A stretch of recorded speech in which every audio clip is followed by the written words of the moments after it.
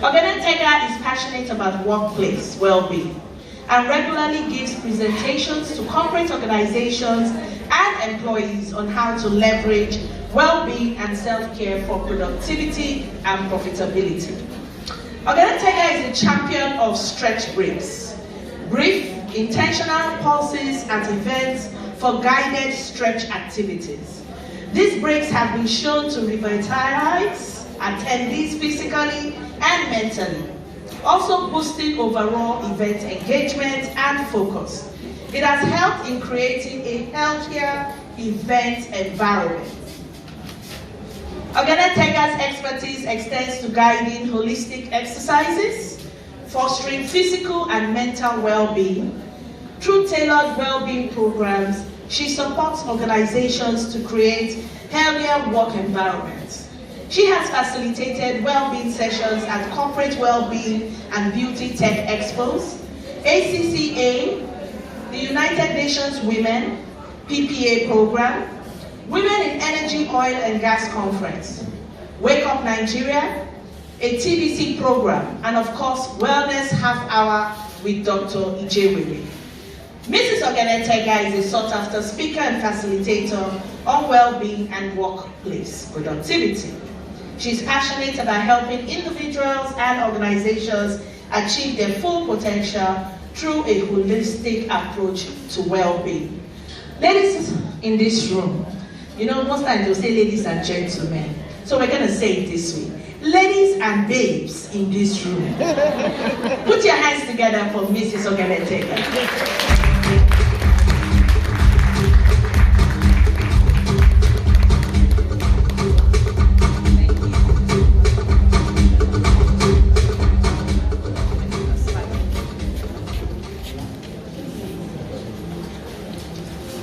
Hi everyone. Good afternoon. Good afternoon. Happy Women's Day. It's our month, so we keep saying Happy Women's Day till the end of March and forever if we like.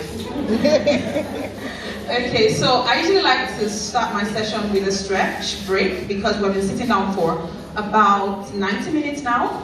So it's time for us to move our bodies and just stretch so that we can improve circulation through our bodies. So please get on your feet. And so while we're doing stretches, please can my slide be put off? Thank you. Can I get someone to hold the mic for me? Because I'm going to be using my hands.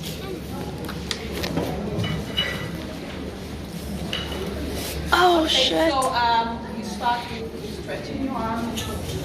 Are you using phone to stretch? If I'm can you shift? Shift to up, down, forward, sideways. Remember to go use this in primary school. Secondary school. Right? So don't let it be only for secondary school because I don't have the mic. It's supposed to hold it. Can you hear my voice? yes. Someone needs to hold the mic for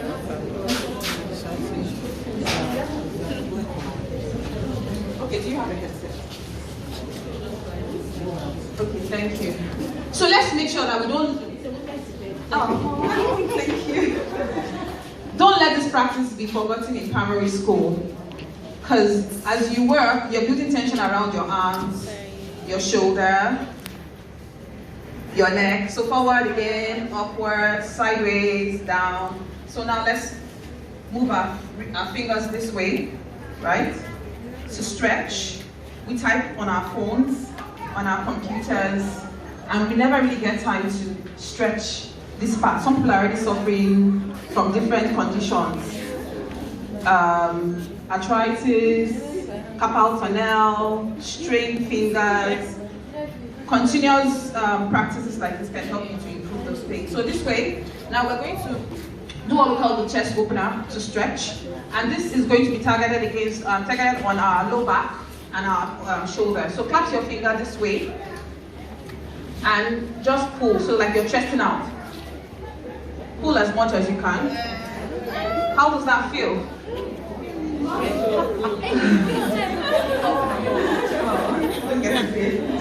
Should we go again? Okay, one more time. So clap your fingers and just pull as much as you can. Don't overdo it. So let's stretch our head next. So that helps you with your low back and your upper shoulder as well. So don't forget, do these things as much as you can when you're in the office, especially when you have had like an intense run with work or at work. Okay. Good. So now we're going to target our necks because we're always bent over our folds, our lap, our systems, right? So just take your left hand and pull over the other side of your head. Stretch as much as you can. The message to you today is to include yourself. Right? Include yourself. A lot of us exclude ourselves. Next time. Okay, we've done this. This stretch. Move. So, just something for you to think about. Okay. Who takes care of you? God.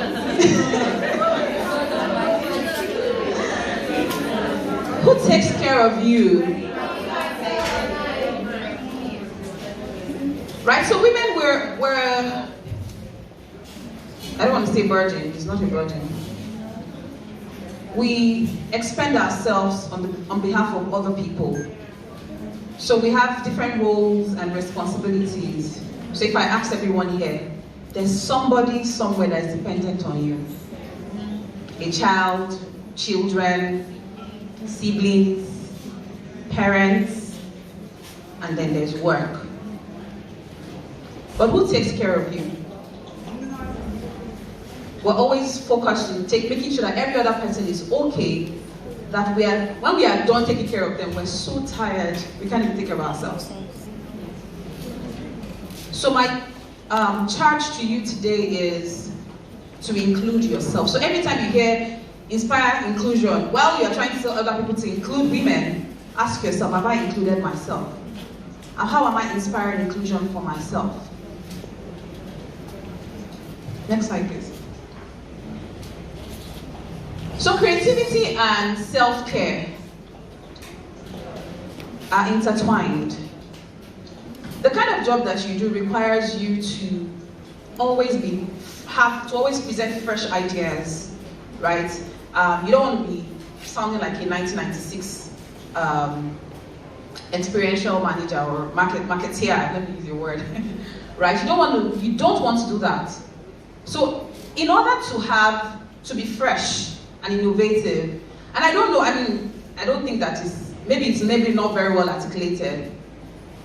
I hope you understand that when you're tired and you're burnt out, you are the least creative. When you're tired and burnt out, I'm a creative and I know for certain, so I make sense. I always produce new ideas, right? If I am burnt out, I can't even produce a new scent or make a new blend because there's nothing exciting.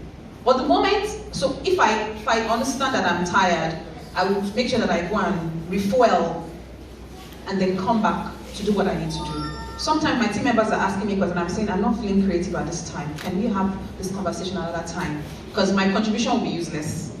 So it's a very important part of our lives. And we must make sure that we do not neglect it because that's the only way to stand out. So if you look at the high flyers that we have around town, celebrities, the top shots, Bill Gates, think about them. They have some sort of practice that makes them unique or makes them fresh. So every time somebody's coming up with new ideas.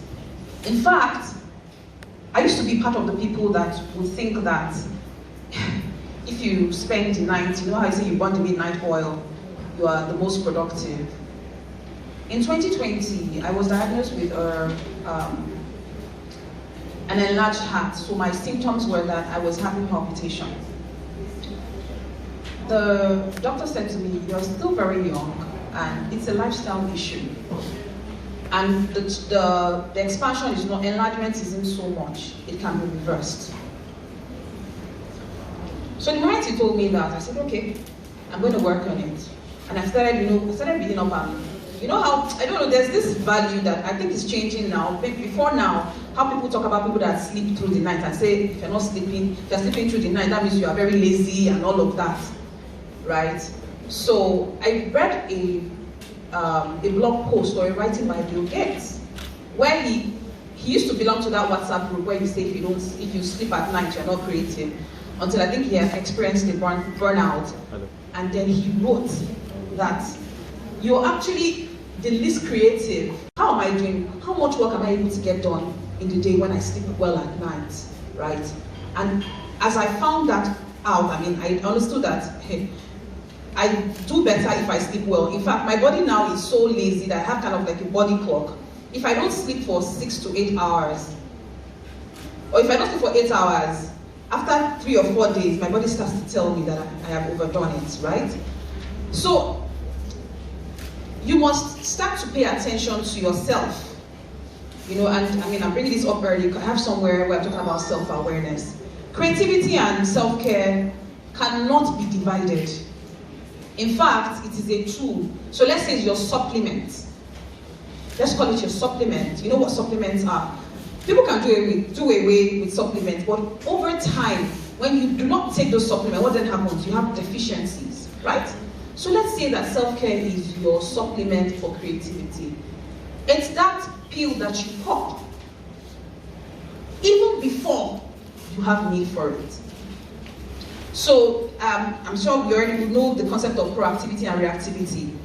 Proactivity means that you are doing something before it is required. Reactivity is when you are doing it after it is required. And it's closely aligned to that thing where we say prevention is what? Better than cure. It is better and cheaper than cure. And we're in an economy where they say if it's not broken, don't fix it. But with self-care, we should not wait till it's broken till you fix it, because the impact or the effect can be very bad.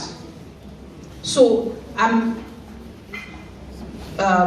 work with certain people who are retired, right? So post-employment, they've left the job. They're older, but they've left with baggage of lifestyle diseases, high blood pressure, diabetes. Some even have DVT, deep vein thrombosis. That's the blood clot where their blood starts to clot. And it's as a result of years of lack of self-care. We're very young, right? We have the time, the opportunity, the space, the information. Right now, 20 years ago, you won't find so many information, DIY information about healthcare and well-being. If you wanted to be your own health coach, you'll be your health coach now with the information that's online. We're so empowered now that if we are not taking the action that we need to take, then it's our fault. Next slide, please. So self-care can be defined as a self-love mechanism. It's taking care of you, love. Taking care of yourself means that you have already served a conscious act to promote your own physical, mental, and emotional health. When you're already aware of your mind, body, and soul, self-care is best practiced or best applied when you understand yourself. So even though my slide for self-awareness is still at the bottom, I think I should talk about it now. So the first thing, or the first step in self-care is, who am I?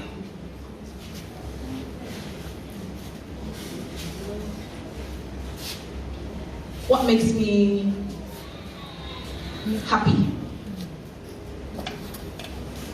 Why do I get excited? So you need to get so in tune with yourself.